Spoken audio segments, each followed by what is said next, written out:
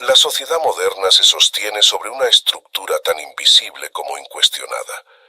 Todos deben querer más, más ingresos, más bienes, más estatus.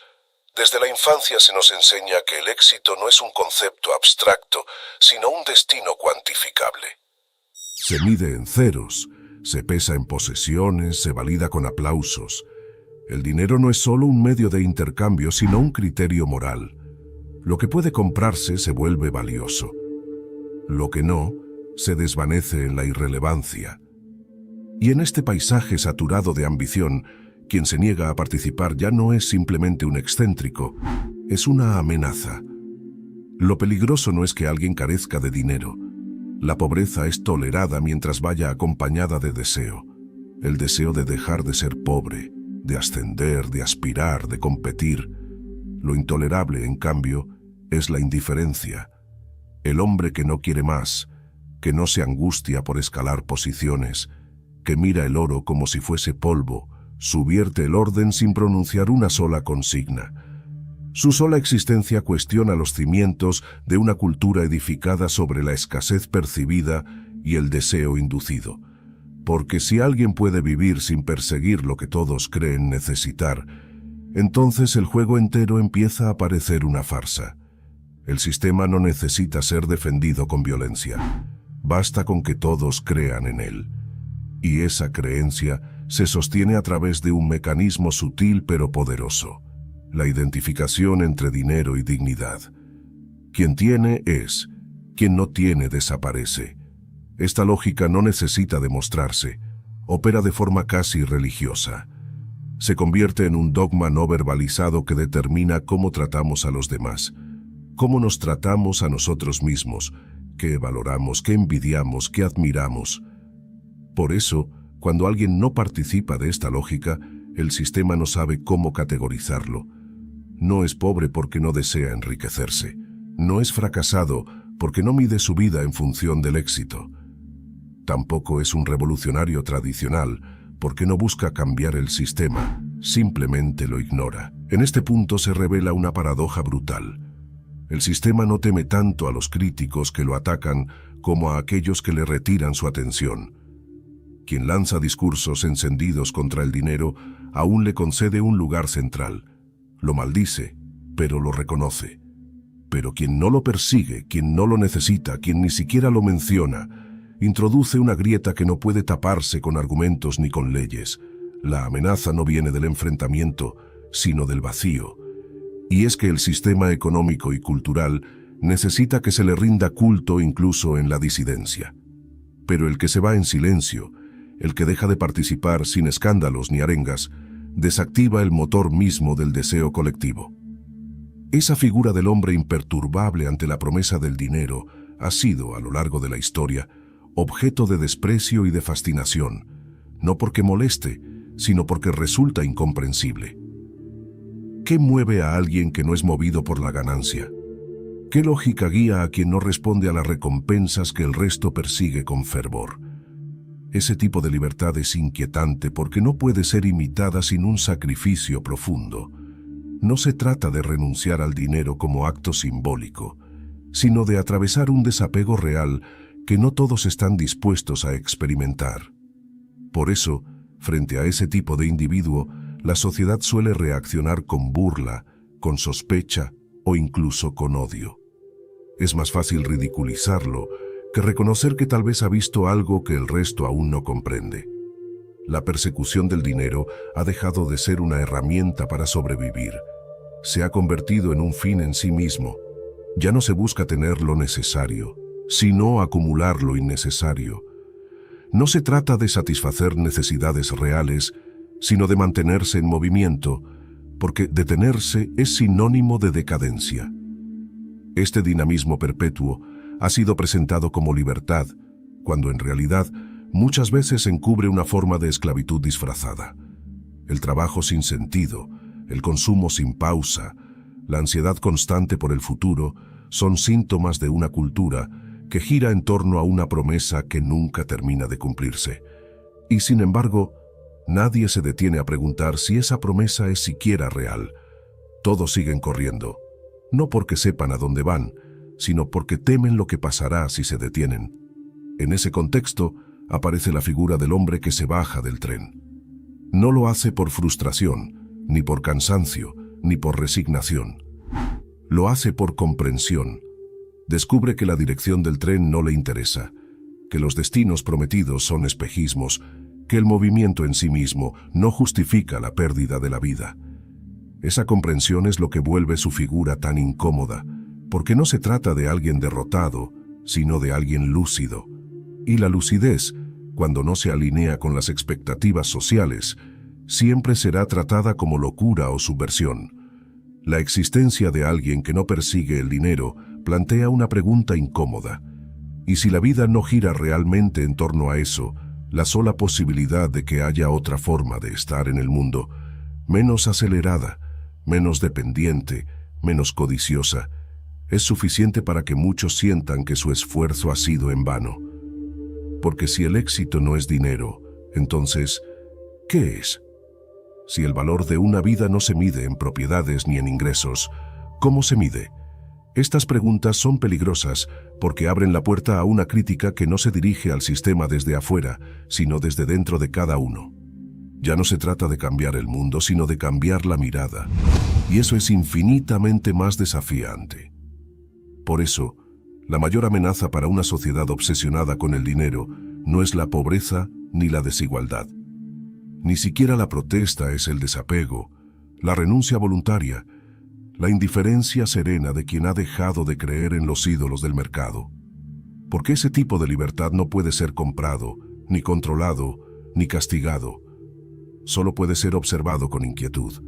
Y en esa inquietud silenciosa comienza el verdadero colapso. La figura que encarna con mayor pureza esa renuncia serena al deseo económico es Diógenes de Sinope, un hombre que eligió no poseer nada, no por incapacidad, sino por claridad. Mientras su entorno se aferraba a la riqueza como única fuente de seguridad y poder, él caminaba descalzo, dormía en una tinaja y vivía con lo mínimo, no porque despreciara la vida, sino porque la entendía de un modo que aún hoy resulta desconcertante. Su radicalidad no residía en el rechazo violento a la sociedad, sino en su indiferencia absoluta a sus convenciones. No buscaba provocar, simplemente vivía de una manera que resultaba insoportable para quienes habían confundido lo artificial con lo necesario. Diógenes no proponía un modelo económico alternativo, ni buscaba reorganizar el orden social. Su revolución era silenciosa y existencial. Al reírse de las normas, desactivaba su autoridad. Al burlarse de los poderosos, mostraba su vulnerabilidad.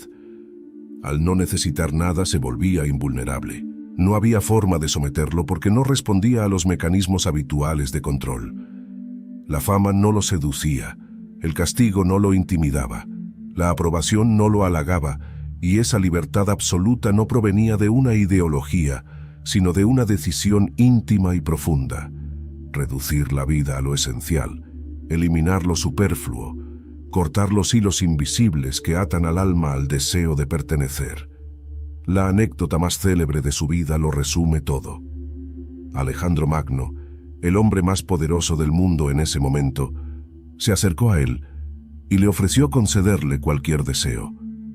Diógenes, sin inmutarse, le respondió que se apartara porque le estaba tapando el sol. Esa respuesta no solo fue insolente, fue devastadora, porque en un solo gesto, Diógenes dejó en evidencia que incluso el emperador más temido era irrelevante frente a alguien que ya lo tenía todo, no en objetos, sino en autonomía. No podía ser deslumbrado porque su luz no venía de afuera. No podía ser comprado porque su riqueza no era negociable. No podía ser vencido porque no jugaba en el mismo tablero. Este tipo de rebeldía no se construye con discursos, sino con actos. Diógenes no escribía tratados ni elaboraba teorías. Enseñaba con su forma de estar en el mundo. Caminaba sin vergüenza, hablaba sin filtro, comía donde podía, dormía donde caía el cuerpo. Pero detrás de esa apariencia rústica había una conciencia aguda que desarmaba cada ilusión con una frase.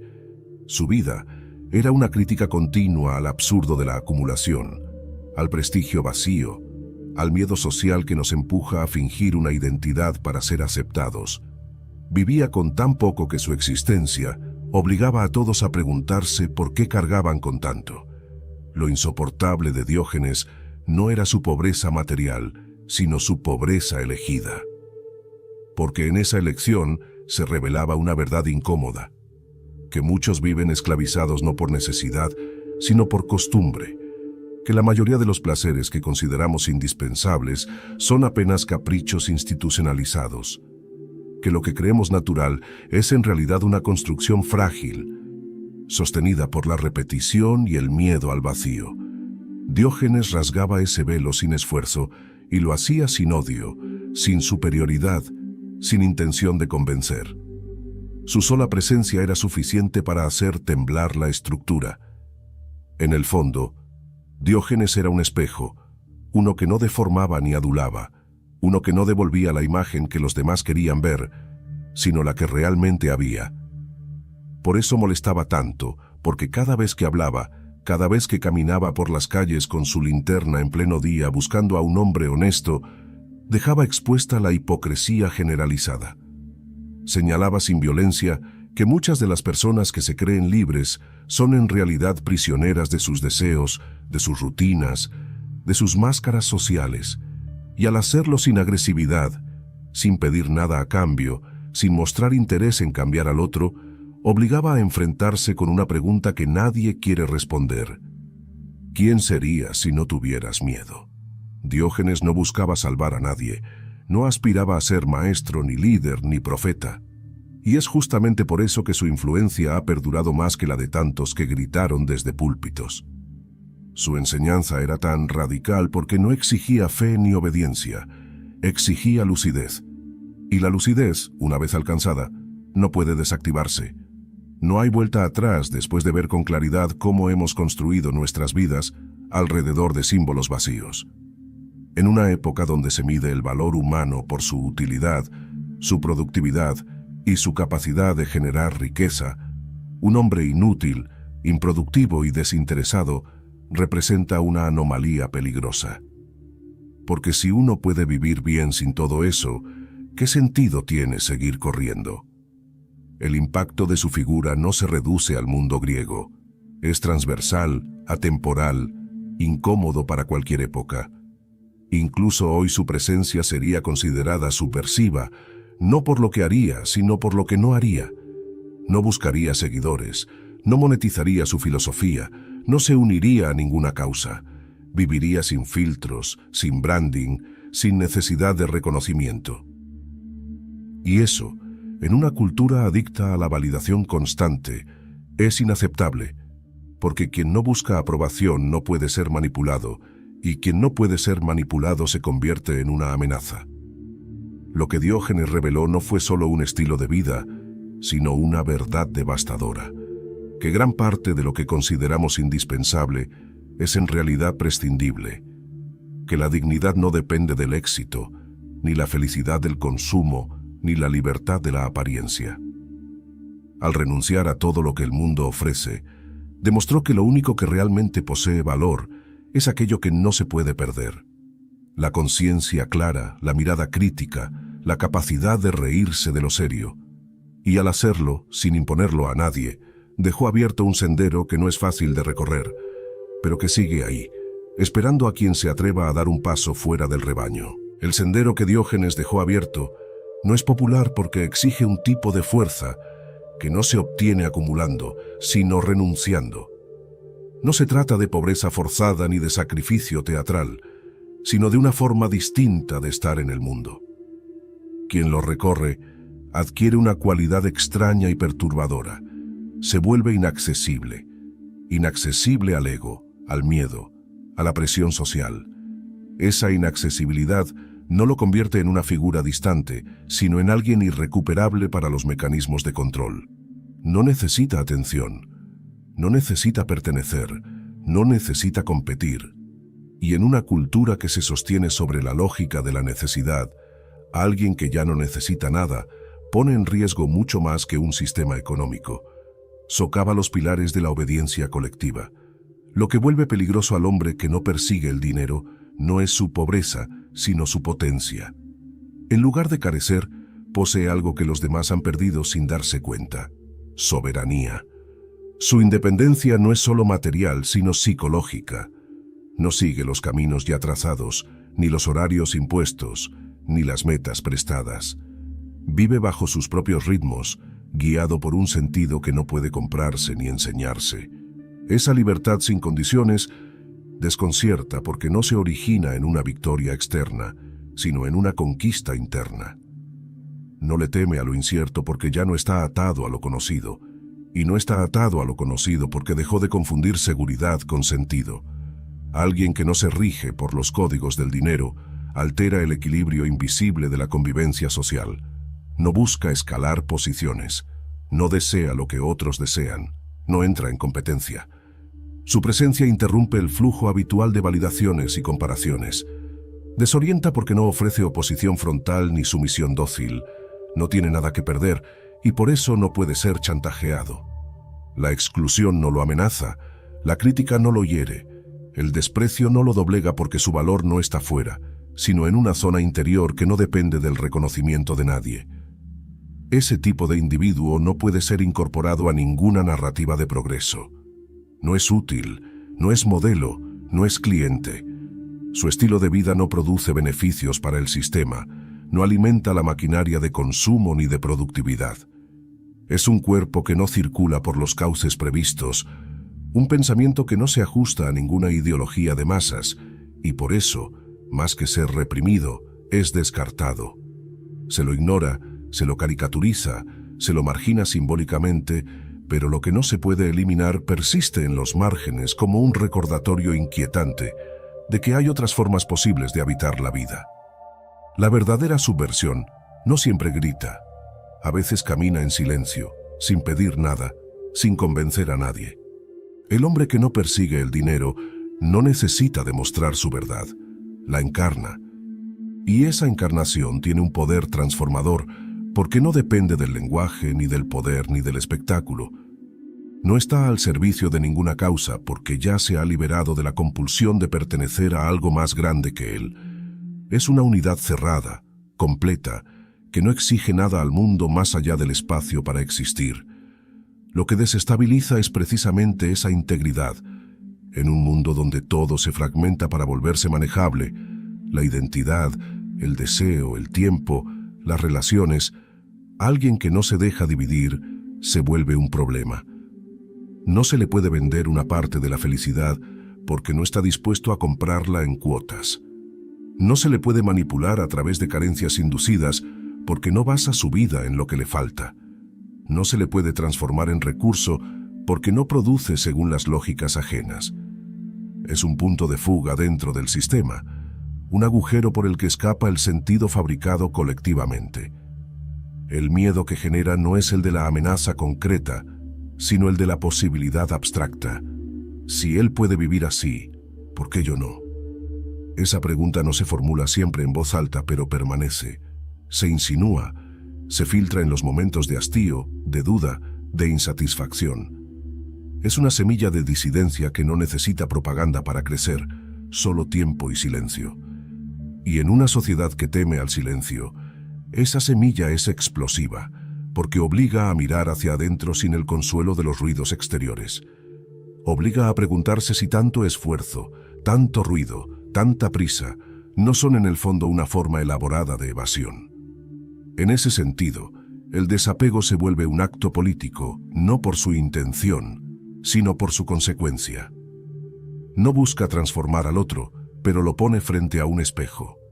Y algunos, al verse reflejados, no soportan lo que ven.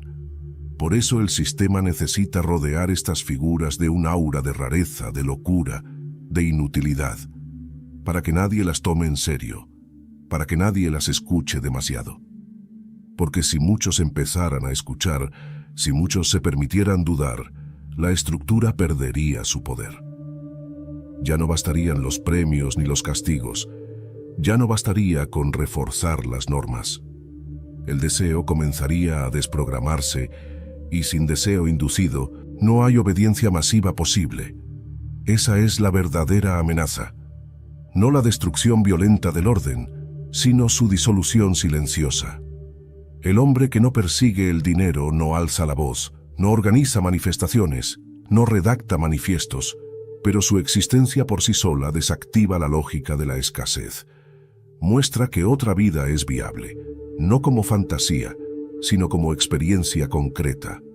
Y esa viabilidad alternativa socava la ilusión de que no hay otra opción. Rompe el hechizo de la inevitabilidad, y cuando el hechizo se rompe, ya nada vuelve a ser igual. Cuando el hechizo se rompe, no hay marcha atrás.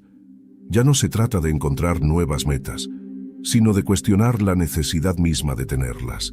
En ese estado, el mundo sigue girando con su ritmo frenético, pero uno deja de correr detrás de él.